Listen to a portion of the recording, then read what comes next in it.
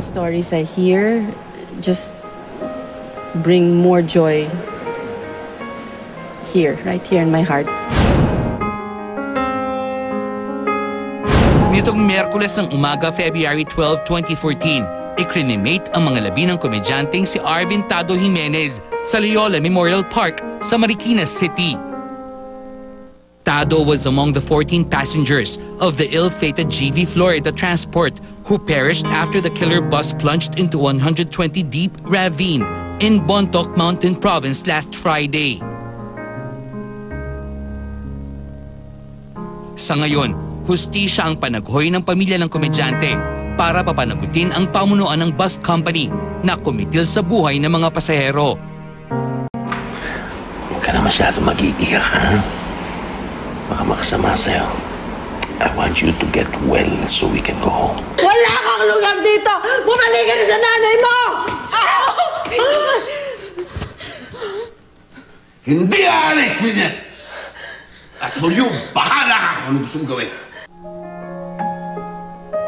Samantala, nalagasan din ang showbiz ng isang mahusay na aktor nang pumanaw si Roy Alvarez nitong Martes sanhi ng cardiac arrest.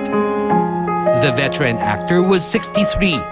Nanonood lang daw noon ng kinabibilangang soap na Villa Quintana si Roy nang makaramdam ng pananakit ng tiyan. Maya-maya'y hirap na raw huminga, kaya dinala na nila ito sa ospital. First of all, it came as a shock. Kasi biglaan eh. We didn't see it coming. Agad nagpaabot ng kanilang pakikiramay ang mga katrabaho ni Roy sa nasabing afternoon soap sa kanilang Twitter account. Nasa La Furinaria Paz ang mga labi ng aktor.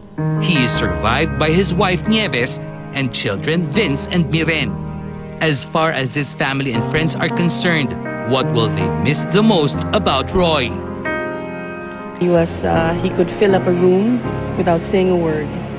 I will miss that, the presence and the warmth I feel when I'm around him. My last conversation with my pop was over lunch. We were having lunch. He was eating his favorite pinangat. He was enjoying his meal. We were having a nice family lunch with his apos and his wife, my mom, my brother. That was our last. I watched My Husband's Lover.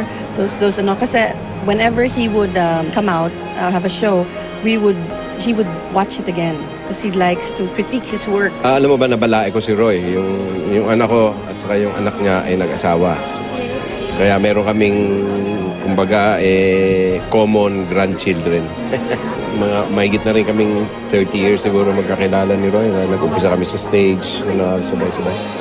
Sa stage talaga kami unang nagsama.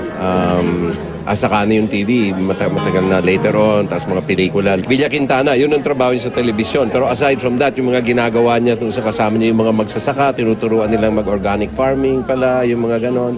So talagang sila, yung pagka-environmentalist niya, it's very noble. Good ng bait yun, very gentleman. He was not only a gentleman, he was a gentleman.